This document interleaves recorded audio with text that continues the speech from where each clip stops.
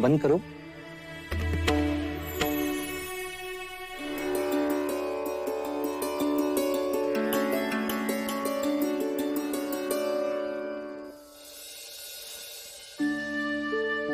अब तुम अपना व्रत तोड़ोगी।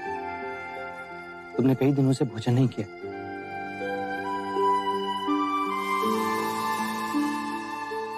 और तुम्हें कैसे पता कि मैंने अभी तक कुछ नहीं खाया?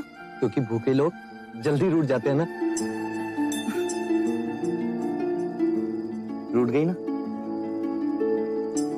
मैं जानता था गोपा, मेरे लौटने से पहले तुम कुछ नहीं खाओगी।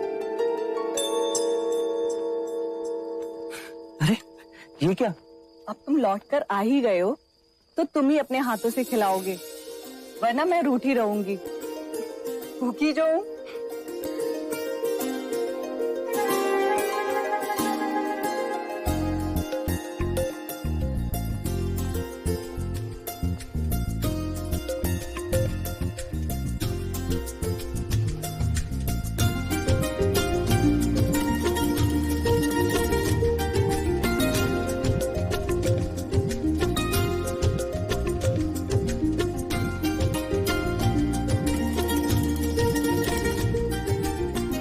आज माया होती तो कितनी खुश होती इन्हें देख के।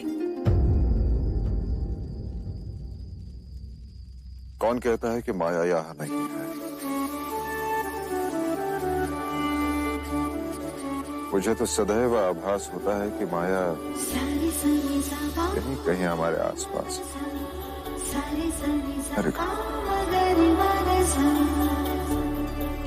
कहीं नहीं कहीं हो।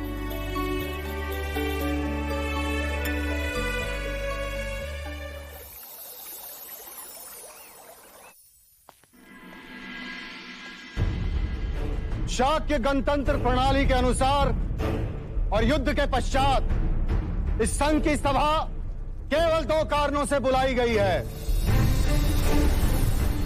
सर्वप्रथम मैं आप सबको युद्ध में विजयी होने की बधाई के साथ साथ अपने पुत्र युवराज सिद्धार्थ और यशोधरा के विवाह का आमंत्रण देता हूं। और दूजा इसलिए कि युद्ध में घटी घटनाओं का हम विश्लेषण करें। कौशल नरेश को हराकर हमने एक इतिहास रचा है। अब हमारे और कोई आंख उठाकर भी नहीं देखेगा। युद्ध में लिए गए निर्णय, क्षमा करें महाराज, पर वे अयोग्य थे, पूरी तरह गलत थे, संघ प्रणाली के विरुद्ध थे। हमारे मतों को सहज दिया गया। ये आप क्या कह रहे हैं? महाराज, हम सारे शाक्य राजा संघ राज्य सभा से अपने पद का त्याग करते हैं ताकि आप महाराज शुद्धोधन अपनी मनमानी कर सके।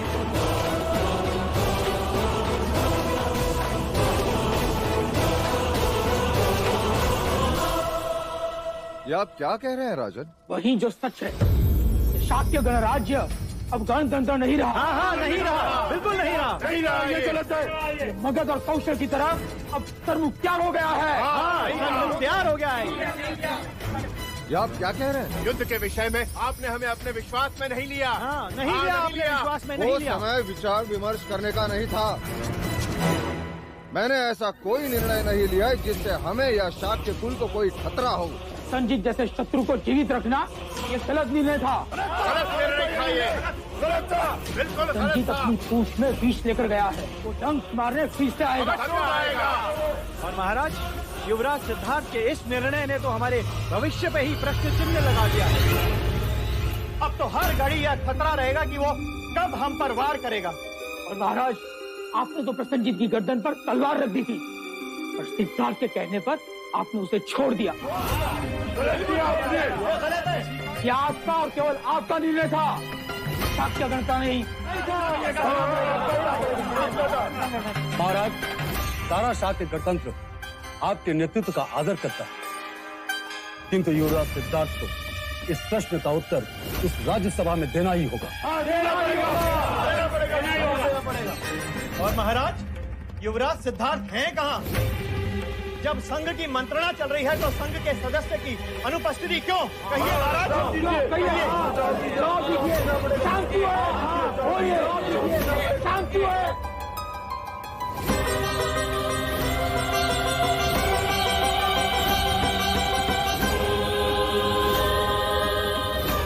युवराज, मेरे पिताजी को क्या हुआ? बोलो ना, क्या हुआ मेरे पिताजी को? वो बेसुध है। वो ठीक तो हो जाएंगे ना? बोलो ना।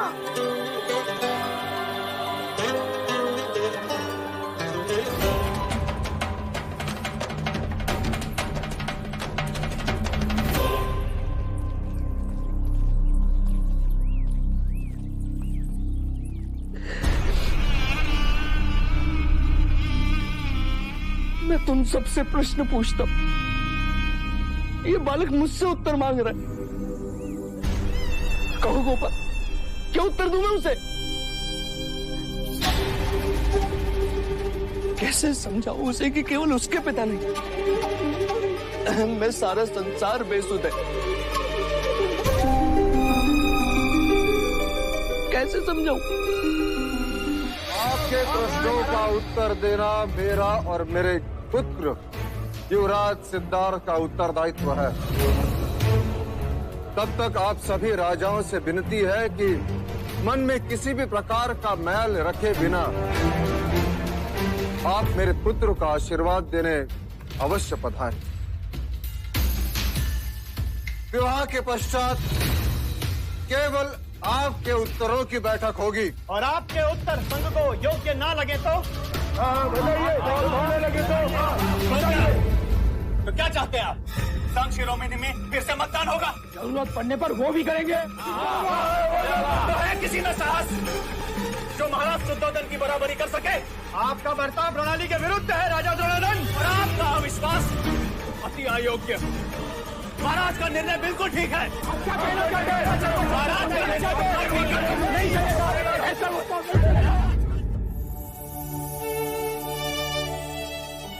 मां, आप चिंता ना करें। आपका एक पुत्र युद्ध में घायल हो गया तो क्या हुआ?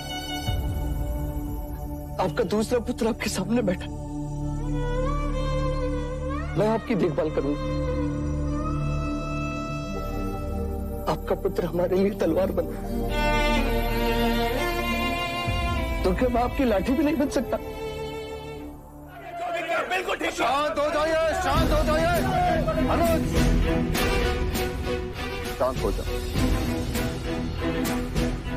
गणतंत्र प्रणाली में संदेह को कोई स्थान नहीं। मुझे मतदान से कोई आपत्ति नहीं।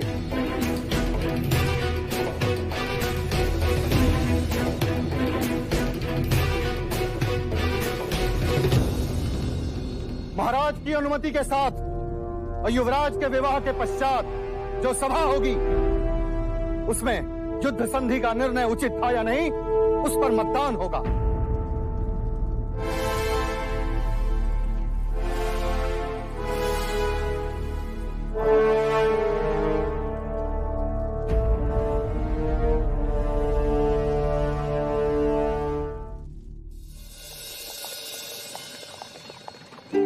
रथ रोको चन्ना।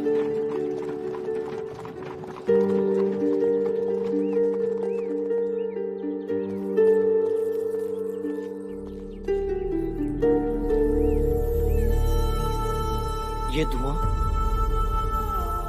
कहीं जंगल में आग तो नहीं लगी? चन्ना,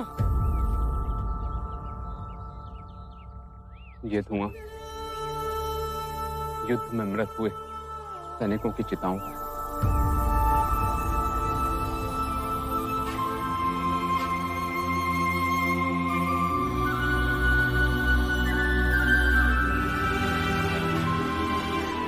सैनिकों के शव में मनुष्यता जल रही है और हम सब जीवित मनुष्यों को लज्जित कर रही है।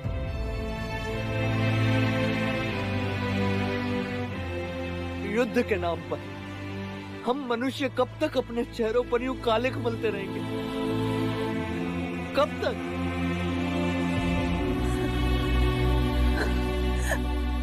ये क्या सिद्धार्थ?